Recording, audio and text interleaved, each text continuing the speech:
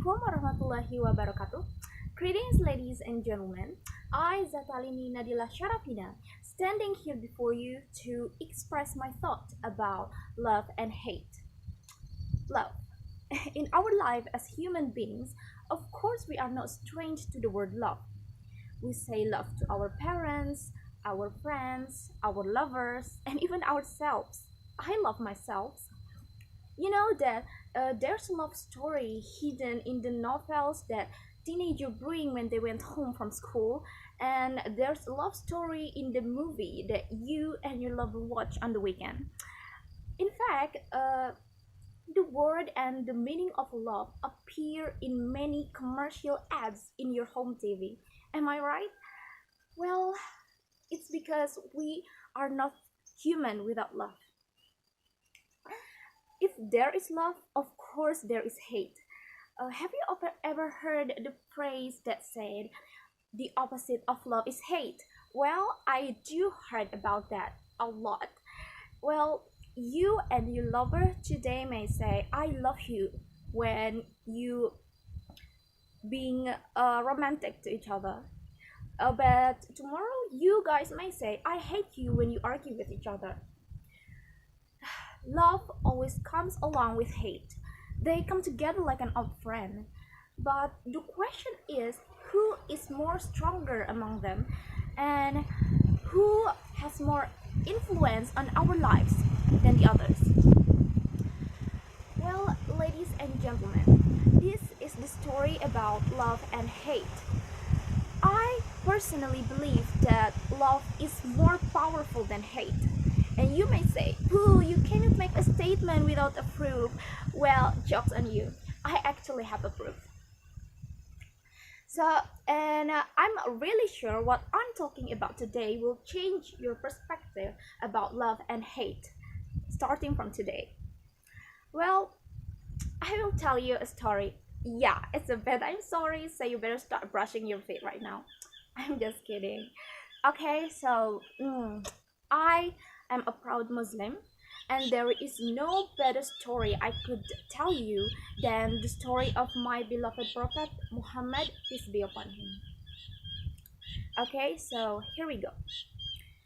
In the corner of Medina town, there was a blind beggar. He hated Muhammad so much to the point he always spoke insults to him so those who passed by on that place could hear it. But, however, every day there is someone who always came by to accompany and feed him. Even the beggar was being fed, it did not stop him to insult Muhammad. But one day, he could feel that the person who fed him this time was not the usual person. Usually, the person who always feeds him always holds his skin and even refine his food.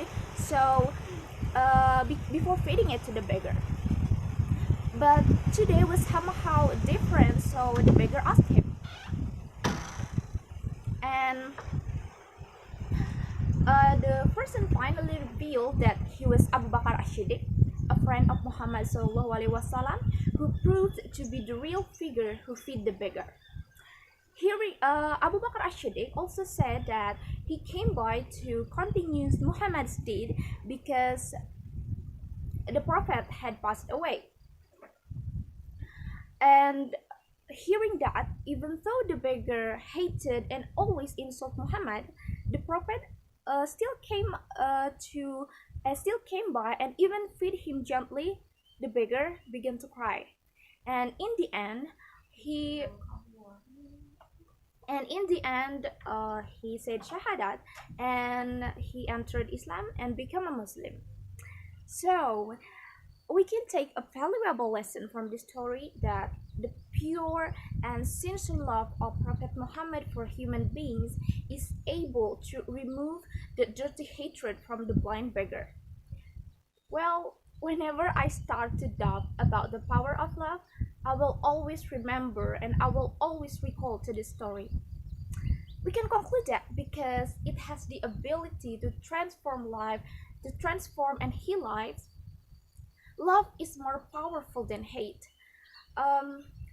Love is an emotion that has the ability to unite us in peace and unity. So let us choose love over hate, because then we'll be able to build a world of optimism, understanding, and harmony. That's it, ladies and gentlemen, about love and hate. And I will close this speech with the quote from Rhonda Byrne: "There is no greater power in the universe than the power of love." Thank you. Wassalamualaikum warahmatullahi wabarakatuh.